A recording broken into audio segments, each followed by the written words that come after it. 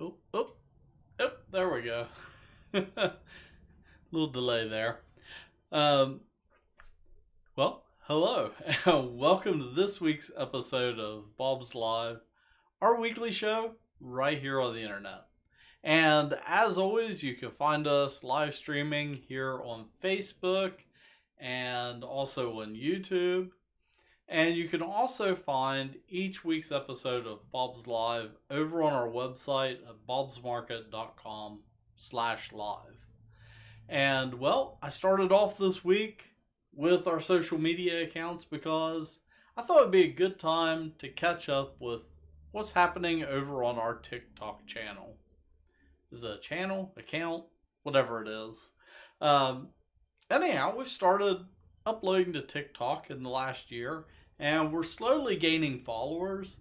But I really want to try to push us to that 1,000 follower mark, because then we'll be able to go live. And something that I want to do with the TikTok account is go live out in the greenhouse and be more mobile with it. So that's kind of my goal with our TikTok channel. So let's check out some of our TikTok videos that we've uploaded recently. Of course, we're heading into fall, so they have a definite fall theme. This beat is going to drop in 4, 3, 2, 1.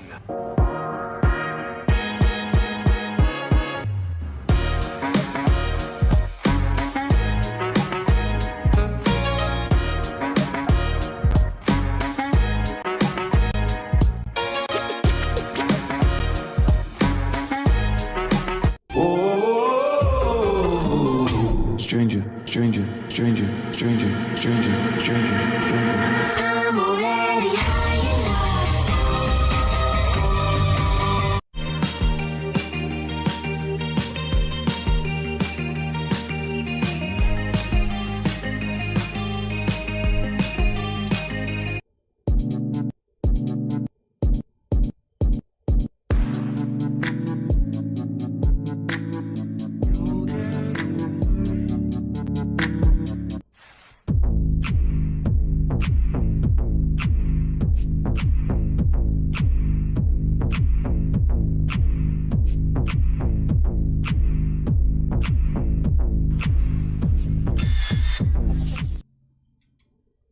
So, yeah, that's some of what you can find over on our TikTok account.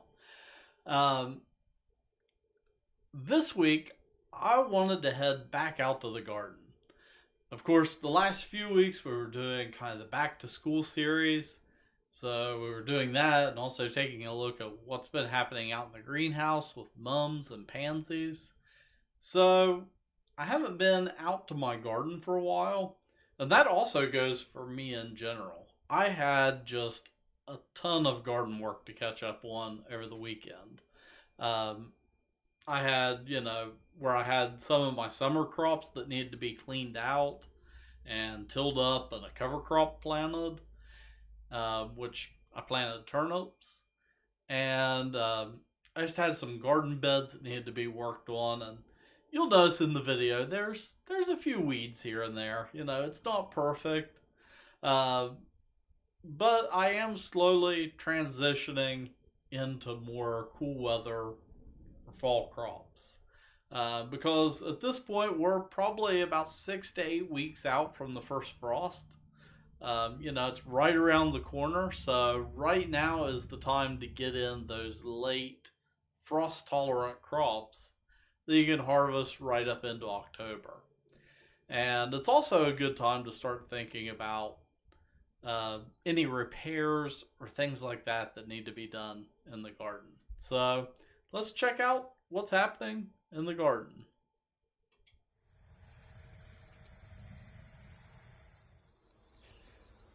Today I'm out here in my garden harvesting some vegetables and also doing a little bit of cleanup. So I just finished putting together this corn shock behind me and also tilling up this area of the garden where the corn was.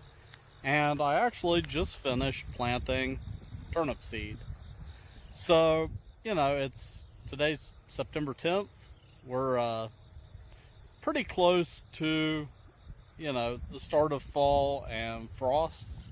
But planting turnips now, I should be able to get a harvest before we get a really hard freeze. So I know I'm cutting it kind of close, but I've done this before and had a really nice crop of turnips, because what they do love is the cooler temperatures. So let me flip the camera around here and we'll take a look at what's happening in the rest of the garden. On this side of the garden I have a bit of an overgrown mess, but this is how this always looks. These are my pole beans, and I grow them just on a simple trellis that I make out of some posts and some paracord. But you can see the beans here, they're looking pretty good. And these I'm going to leave on the vine until they dry out, and then I'll harvest them and shell them out and store them dry. So this crop, it's a great crop to plant because you can just sort of plant it and forget it. And it does get weedy and it looks kind of ugly by the end of the season, but that's just the nature of growing them this way. Okay, I was checking on my radishes. Some of them are starting to develop pretty good, but I do have an infestation of harlequin beetles. So I think I'm going to have to treat this area. Of course, I'm growing these for the root and not for the foliage, so I can live with this. But I always try to go as minimally as possible when it comes to using pesticides, but I think I'm going to have to treat this area to take care of these beetles. I've got some tomatoes to harvest, but I do have a slight problem. I always underestimate how much weight tomatoes have whenever they're full on the vine, and it's kind of pulling my tomato support and pulling the side of the raised bed loose. So this winter I'm going to have to dig out this corner and redo this corner. And what I'm going to do going forward is make kind of a freestanding frame to support my tomatoes. I'll probably recycle these uprights and just make a base, and then a couple 8 or 9 foot 2x4s that'll go across to hold the weight. Just a few weeks ago in these beds, I had some onions and a couple other things that didn't do really well. So I dug them up and planted in this bed some straight neck squash, and in this bed crookneck squash. And for the last couple weeks, we have been eating a ton of squash. The crookneck, it came in first, so I harvested a bunch of them last week, and it's starting to look a little bit worse for the wear now. But these straight neck, they look amazing. I have this one here that's hanging over the side of the raised bed. Let me get in here, and I usually just use my pocket knife and cut them loose.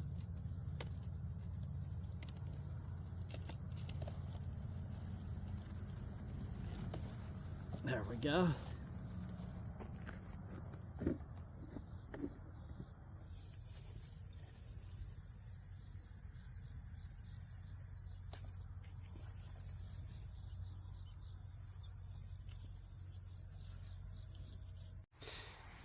I had some straight neck squash that were ready, but I have a problem.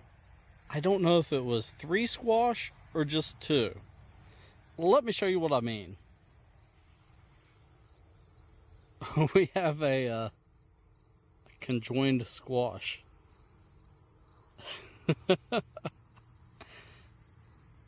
This can happen with melons sometimes if the blooms are close together. I've even seen conjoined watermelons before.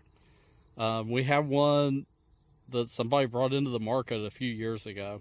And yeah, that's interesting. Now I'm picking one of my favorite garden treats, and that is fresh okra. I love to fry it up and just have it just fried plain, not even breaded. And I'll also cut up some and use it in soups and different things like that. But with okra, it's always interesting picking it because timing is everything. Kind of like with squash. If you wait too long, they get too big and they're almost inedible. With okra, once it gets too big, the little pods just get way too hard and crunchy to use. So this time of year, I'm picking off the smallest ones. I'm going to leave the large ones on, let them dry out, and then harvest them for seed. So right now, I'm just going to go through and kind of pick the smallest ones. I love it, but it always tears up my arms. So I've already got some little red welts starting. Yeah, maybe I should wear like a long sleeve shirt or something, but I'll be okay in a couple days. So here I have 3 different okra. The really small one there, that would probably be too small to pick. I mean, it's still edible, but I like to let them get about the size of the one in the middle. And the one there that's really gigantic, that is just way too big to eat. The outside of it, I can tell just by squeezing it with my thumb, it's extremely hard. These other 2 are still nice and soft.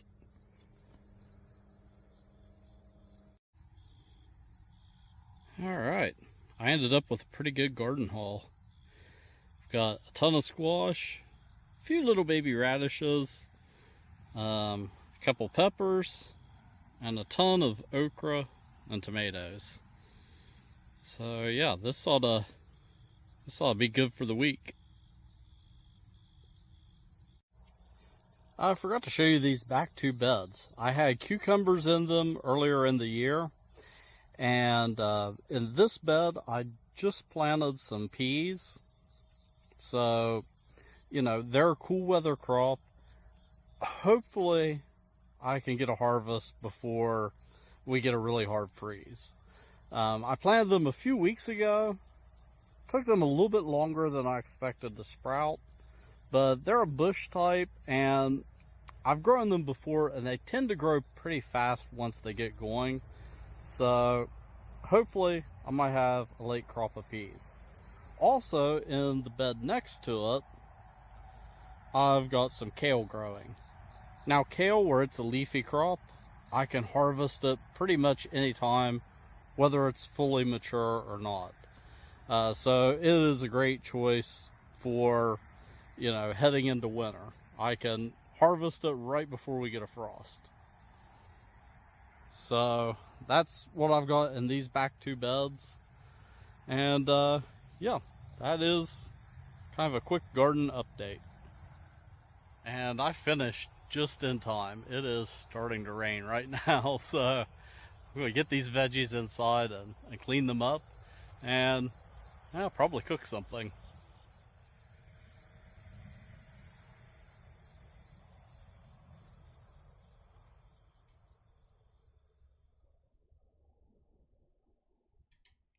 And that's a quick garden update. So, yeah, just because we're getting into the fall, it doesn't mean that you have to stop planting stuff. There's plenty of crops that are cool weather crops that you can plant right now. So, turnips, it's kind of right on the edge with them. It takes usually 6 to 8 weeks for your turnips to develop. And that's with growing them from seed. So, yeah, I'm cutting it kind of close with them. Also with the peas. I forgot that whenever you plant peas, it always seems like they're kind of slow growers starting off, and then they just kind of explode all at once with growth. So, I don't know. It's kind of a coin toss with them. With the kale, you can cut it pretty much any time. So leafy greens are always a safe choice this time of year. Unless you want to go the route of building something like a cold frame or something like that, which I do have a couple old windows in the garage that one day in the future, they're currently stacked in behind some stuff from where we're remodeling. Um, but I do in the future want to maybe either convert one of my garden beds or just use straw bales and set up like a temporary cold frame in the fall. That's something that I've always wanted to experiment with is cold frame gardening.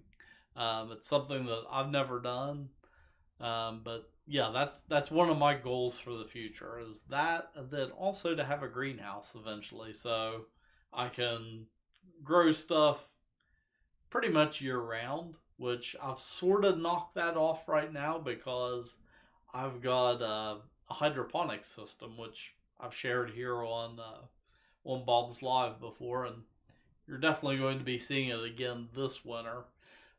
During the summertime, I've got the garden, and taking care of both of them, plus all the yard maintenance and all that kind of stuff, is just too much to do. So during the summer, I shut down my hydroponic system inside the house and kind of just stored it away. In the next few weeks to a month or so, I'm probably going to get it out, clean it up. I've got to replace a few parts on it and do some maintenance, but I'm going to get it fired up and going again.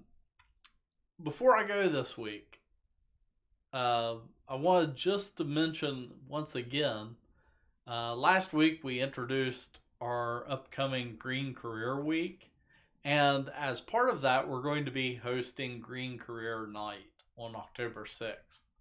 So today, I'm actually sitting here at my desk working on envelopes right now that's going out to area schools with a couple flyers and some information on Green Career Week and Green Career Night. So if you know of any students that might be interested in having a career in horticulture, I recommend them coming out to Green Career Night and checking it out. Of course, still kind of in the early planning stages, but I think I've got a pretty nice program lined up.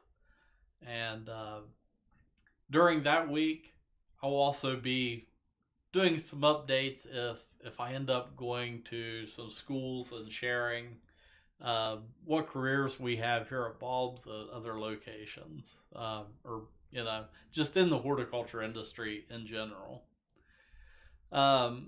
Lastly, this week, we need to take a look at the weather.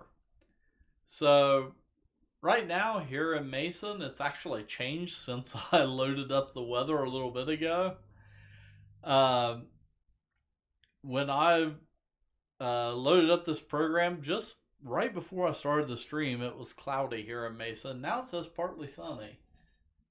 And believe it or not, it actually looks cloudier than it did then. But today was a pretty nice day. It was pretty cool in the 70s. Later on this week, we're going to start warming back up. So we're going to be up into the low 80s tomorrow, 83 on Thursday, 83 Friday, and then we're going to get really warm over the weekend. But it looks like, kind of fingers crossed, that we've broke out of that like really rainy, kind of depressing weather that we've had this fall. I mean, it's really unusual for August for us to have as much rain as we did. And yeah, it was kind of a pain trying to keep caught up with the yard when it rained every stinking weekend. And well, oh, I lost my mouse. There we go. Patty says, that is so cool. Wish it was around when I was school age. And yeah, it's something new that that we're doing this year, and I would love to take credit for the idea, but it's an organization called Seed Your Future, that is kind of putting this on, and we're just taking part in it with them. But Seed Your Future is an organization that is working to help promote careers in horticulture. Because they surveyed middle school and high school students, and now the middle school students, like, they surveyed, I think it was like a few thousand middle school students, and literally like 100% of them had never even heard the word horticulture. So it's definitely an area that needs to be promoted in schools. Sure, you can be a nurse or a school teacher.